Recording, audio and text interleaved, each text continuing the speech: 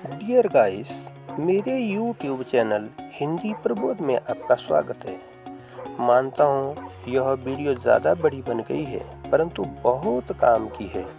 अच्छी लगे तो लाइक तथा कमेंट्स करना ना भूलें। आज का हमारा विषय है अभिव्यक्ति और माध्यम, जो जमा 1 तथा जमा 2 के लिए पाठ्य पुस्तक हिंदी की है।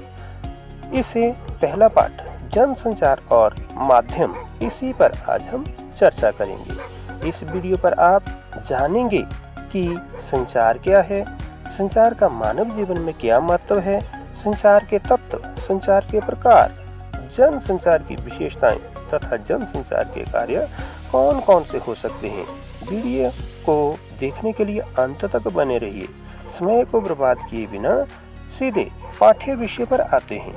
प्रश्न संख्या 1, संचार से क्या अभिप्राय है तथा संचार की परिभाषा लिखो। उत्तर, संचार शब्द की उत्पत्ति चर धातु से हुई है, जिसका अर्थ है चलना, अर्थात एक स्थान से दूसरे स्थान तक पहुंचना। संचार मौखिक तथा लिखित किसी भी रूप में हो सकता है। संदेश को एक जगह से दूसरी जगह को भेजने को भी संचार कहा जाता है। संचार की परिभाषा, अनेक विद्वानों ने संचार की अलग अलग परिभाषाएं दी है। प्रसिद्ध संचार शास्त्री विल्बर श्रेम के अनुसार संचार अनुभवों की साझेदारी है। नंबर 2, संचार एक ऐसी जीवंत प्रक्रिया है जिसमें सूचना देने और पाने वालों की सक्रिय भागीदारी होती है। नंबर 3, संचार वास्तव में जीवन की निशानी है। निष्कर्ष, ऊपर लिखित परिभाषाओं के आधार पर निष्कर्ष निकाला जा सकता है कि संचार से ही जीवन शुरू होता है और मृत्यु होने पर संचार खत्म हो जाता है। इसलिए हमारे जीवन में संचार का बहुत महत्व है। प्रश्न संख्या 2, संचार का हमारे लिए क्या कार्य है, अथवा इस प्रश्न को ऐसे भी पूछा जा सकता है कि संचार का मानव जीवन में क्या महत्व है। उत्तर, संचार का मानव जीवन में पर्याप्त महत्व है। इसलिए कुछ विद्वानों ने तो इसे जीवन की निशानी कहा है। संचार के महत्व का वर्णन निम्नलिखित बिंदुओं द्वारा किया जा सकता है। नंबर 1, संचार द्वारा हम सूचनाओं का आदान प्रदान करते हैं। नंबर 2, संचार द्वारा हम व्यक्ति के व्यवहार को नियंत्रित करने की कोशिश करते हैं। नंबर 3, कुछ हासिल करने के लिए हम संचार का प्रयोग करते हैं। नंबर 4, संचार का उपयोग हम अपनी भावनाओं की अभिव्यक्ति करने के लिए करते हैं। नंबर 5, संचार द्वारा हम सामाजिक संपर्क स्थापित करते हैं और समाज में घटने वाली घटनाओं से अवगत होते हैं। नंबर 6, संचार का प्रयोग हम अपनी समस्याओं, चिंताओं तथा परेशानियों को दूर करने के लिए करते हैं। निष्कर्ष, ऊपर लिखित बिंदुओं के आधार पर निष्कर्ष तौर पर कहा जा सकता है कि संचार के कार्यों एवं महत्व मानव जीवन में बहुत अधिक है। संचार के बिना जीवन नीरस तथा पशु तुल्य हो जाता है। प्रश्न संख्या 3, संचार के तत्व कौन कौन से हैं। उत्तर, संचार के अनेक तत्व हैं जिनका वर्णन निम्नलिखित प्रकार से किया जा सकता है। नंबर 1, स्रोत या संचारक। संचार प्रक्रिया की शुरुआत संचारक से होती है। संचारक का उद्देश्य अपने किसी विचार, संदेश या भावना को दूसरों तक पहुंचाना होता है, तभी संचार प्रक्रिया की शुरुआत होती है। नंबर 2, एनकोडिंग या कूटीकृत। एनकोडिंग संचार प्रक्रिया का दूसरा चरण है। सफल संचार के लिए यह जरूरी है कि आपका मित्र उस भाषा अथवा कोड से परिचित हो जिसमें आप अपना संदेश भेज रहे हैं। संदेश के मुताबिक उसे लिखना या बोलना भी आना चाहिए। नंबर 3, संदेश। संचार प्रक्रिया के लिए संदेश अगला चरण है। सफल संचार के लिए यह जरूरी है कि संचारक अपने संदेश को लेकर स्वयं पूरी तरह से स्पष्ट हो। संदेश जितना स्पष्ट होगा, उसे समझने में उतनी ही आसानी भी होगी। नंबर 4, माध्यम या चैनल। संचार प्रक्रिया का अगला चरण माध्यम या चैनल है। जिस माध्यम के द्वारा हम संदेश को दूसरों के पास पहुंचाते हैं, वह माध्यम बोलना, लिखना, स्पर्श करना तथा इलेक्ट्रॉनिक माध्यम इत्यादि भी हो सकते हैं। नंबर 5, प्राप्तकर्ता। संचार प्रक्रिया का अगला चरण प्राप्तकर्ता होता है। संदेश जिस भाषा में लिखा गया है, यदि उसी भाषा में सही ढंग से समझ आ जाए तो प्राप्तकर्ता भेजे गए संदेश को प्राप्त कर लेता है। इसलिए संचार प्रक्रिया में प्राप्तकर्ता की अहम भूमिका होती है। Number 6, feedback.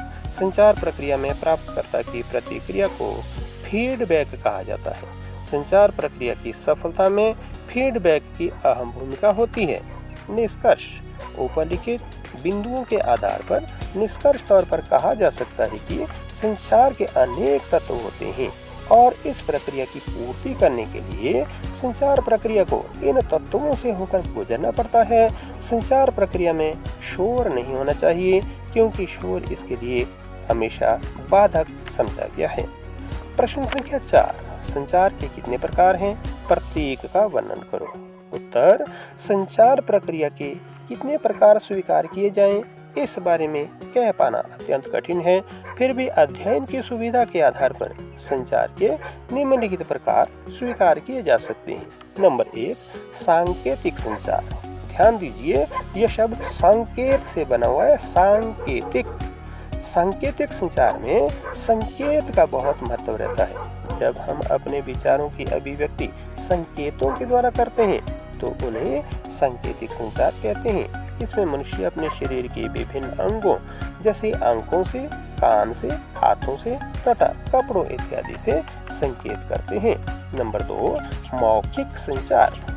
मौखिक शब्द का अर्थ मुख जबानी, तो इसलिए मौखिक संचार में व्यक्ति अपने मुख से कुछ नहीं बोलते, बल्कि अपने आप में ही कुछ जोड़ते या तोड़ते रहते हैं। आध्यात्मिक दृष्टि से मौखिक संचार को चिंतन की संज्ञा दी गई है। नंबर 3, अमौखिक संचार। अमौखिक संचार मौखिक संचार की अपेक्षा अधिक महत्वपूर्ण होता है। इसमें परिस्थितियों एवं वातावरण के अनुसार व्यक्ति अपने मुख से कुछ नहीं बोलता, बल्कि इस क्षेत्र में मनुष्य के हाव भाव स्वयं झलकने लगते हैं। अमौखिक संचार में प्रेम, घृणा, दुख, क्रोध, भय इत्यादि भाव स्पष्ट होते हैं। नंबर 4, अंतःवैयक्तिक संचार। इस संचार को अंग्रेजी भाषा में इंट्रापर्सनल संचार भी कहा जाता है। इसमें व्यक्ति दूसरों को कुछ नहीं बोलता, अपितु अपने अकेले में ही संचार करता रहता है। पूजा, ध्यान, इबादत तथा विचारों का मंथन करना इसके अंतर्गत आते हैं। नंबर 5, अंतर्वैयक्तिक संचार। इस संचार में केवल 2 व्यक्ति आपस में बातचीत करते हैं, क्योंकि इसमें क्रिया तथा प्रतिक्रिया आमने सामने होती है। इस संचार में फीडबैक भी तुरंत मिलता है। नंबर 6, समूह संचार। समूह संचार में संचारकर्ता तथा संचारक आमने सामने होते हैं।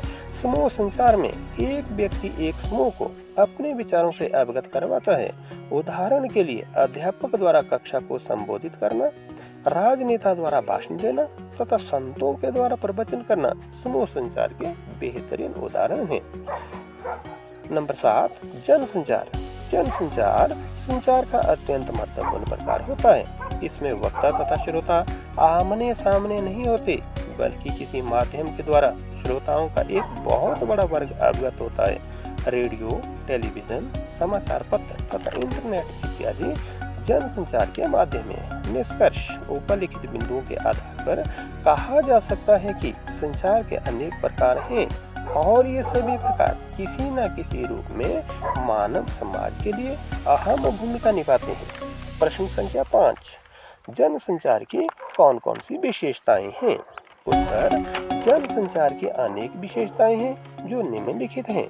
नंबर 1, जनसंचार में फीडबैक तुरंत प्राप्त नहीं होता, क्योंकि इसमें वक्ता और श्रोता के बीच व्यापक दायरा होता है। नंबर 2, जनसंचार माध्यमों में दर्शकों में अमीर वर्ग भी हो सकता है और गरीब वर्ग भी, शहरी भी हो सकता है और ग्रामीण भी, पुरुष भी हो सकता है और महिला भी।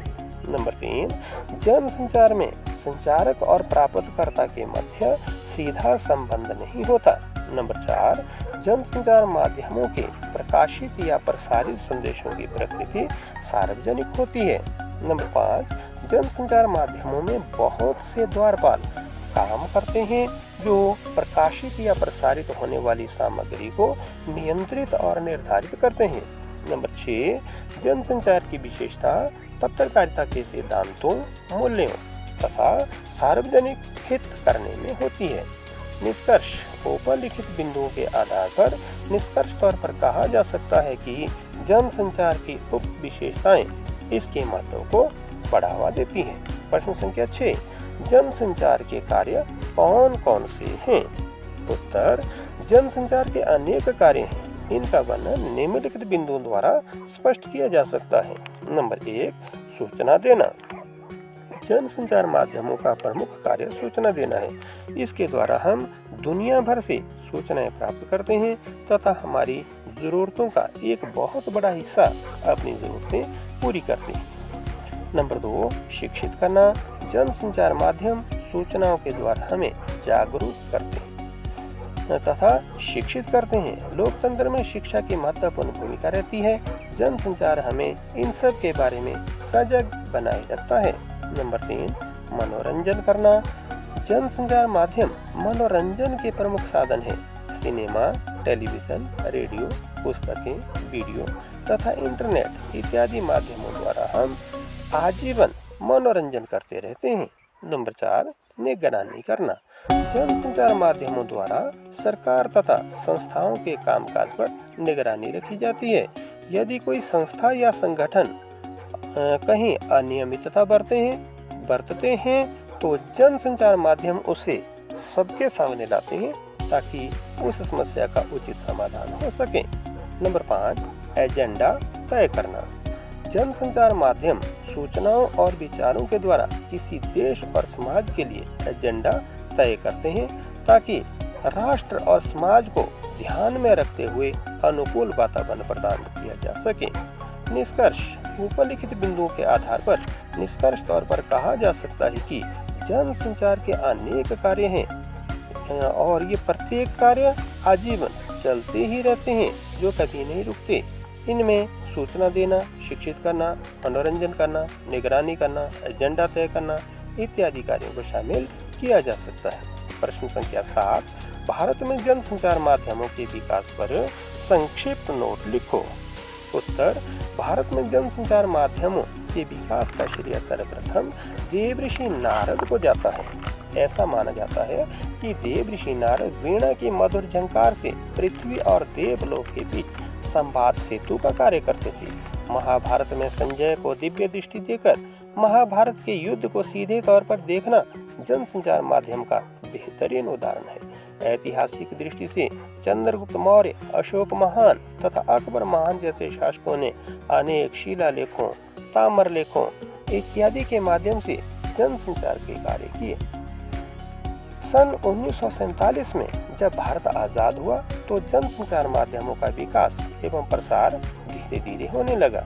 उसी समय अनेक पत्र पत्रिकाएं, रेडियो, टेलीविजन इत्यादि का प्रसार हुआ जिससे जनसंचार के आधुनिक माध्यमों का विकास हुआ। जनसंचार माध्यमों के वर्तमान प्रचलित रूप प्रमुखतः समाचार पत्र पत्रिकाएं, रेडियो, टेलीविजन, सिनेमा तथा इंटरनेट हैं जो राष्ट्र के विकास एवं उन्नति में महत्वपूर्ण भूमिका निभा रहे हैं। आज के वीडियो में हम इतनी ही बातचीत करने वाले हैं क्योंकि इसके बाद जो आने वाला अगला वीडियो वो इससे और अधिक बेहतर और रोचक होने वाला है। उसमें हम पढ़ेंगे समाचार पत्र पत्रिकाओं के बारे में, रेडियो, टेलीविज़न, सिनेमा तथा इंटरनेट के बारे में। मेरे वीडियो को पहले पाने के लिए YouTube पर @Khajni 2004 को सब्सक्राइब करें। वीडियो को देखने के लिए धन्यवाद।